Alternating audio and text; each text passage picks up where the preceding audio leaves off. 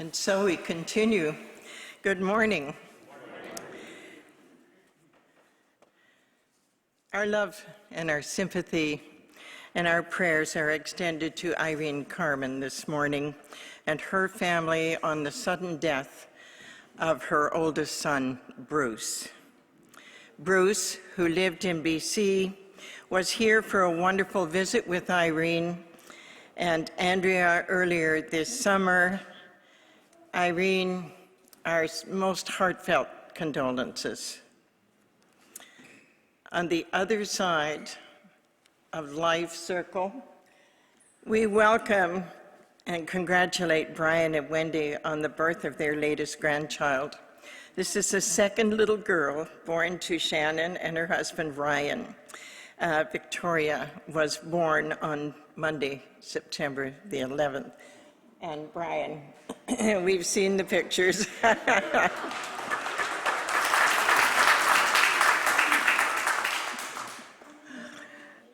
That's one proud grandfather. So we have some birthdays this week. Shona and Shirley, who's watching us online. David, who's here this morning as well. Lisa and Barbara. I think most of them are all here this morning. So as we celebrate the 70th anniversary, we can also remember we're celebrating some birthdays as well. Happy anniversary to Bill and Dagmar. Today, they are celebrating 57 years. And Stephen and Helen, you're celebrating this week as well. Congratulations. Cliff and Helen, they're going to be celebrating 55 years. We've got some incredible milestones in this congregation. And it was wonderful to see Jane B. last week. Jane lives in Dundas. She dropped into Knox to see the results of phase 1 of New Roads. And she was so pleased, so thrilled. Jane joins us for worship every week by phone. And it is good to know that you are worshiping with us this morning, listening on your telephone, Jane.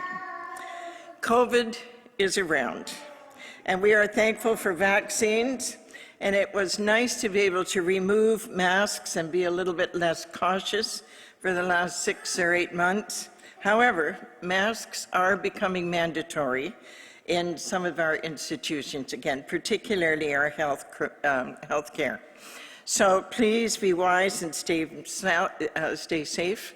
I'm wearing a mask this week, simply because I've been in contact with people who have colds, and I don't want to start anything here. And therefore, I will not be greeting you at the door. I'm hoping Jane will be with you and be able to greet you at the door when we leave today.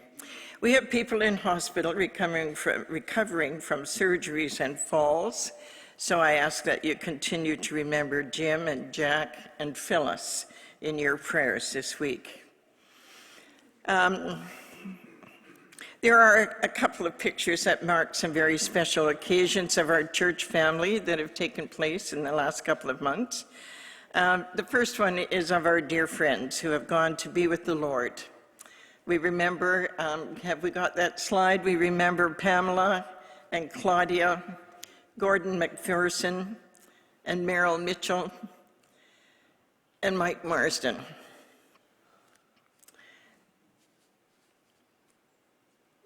Okay, sorry. I just want to share a quote with you from the people at Mike's church at Wilson Memorial. And it says, "It is impossible to avoid being sad about the loss of Mike, but we are all thankful for the time he was our minister, and we will remember him as a man full of love and passion and humor." I'll just remind you once again, on the 30th of this month, there will be a service held here, a memorial service held here for Mike. Kay celebrates 102 years.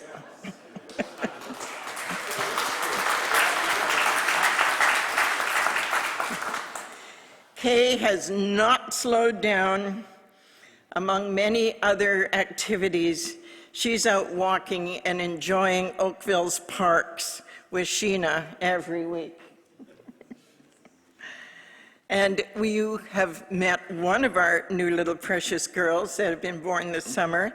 We have two others. We have a great-granddaughter, Agnes Maya, for Marjorie, great-granddaughter. On August the 13th, Celeste Inez Myrna became a beautiful granddaughter for Herman and Debbie. And of course, we've got Victoria, Jane, Allie, for Brian and Wendy. Well, I was going to celebrate once again Dennis and Moira, and we are looking forward to enjoying some time and being able to congratulate you after the service today with cake, team, with cake. Let us go to Reverend Jackie now as she leads us in prayer.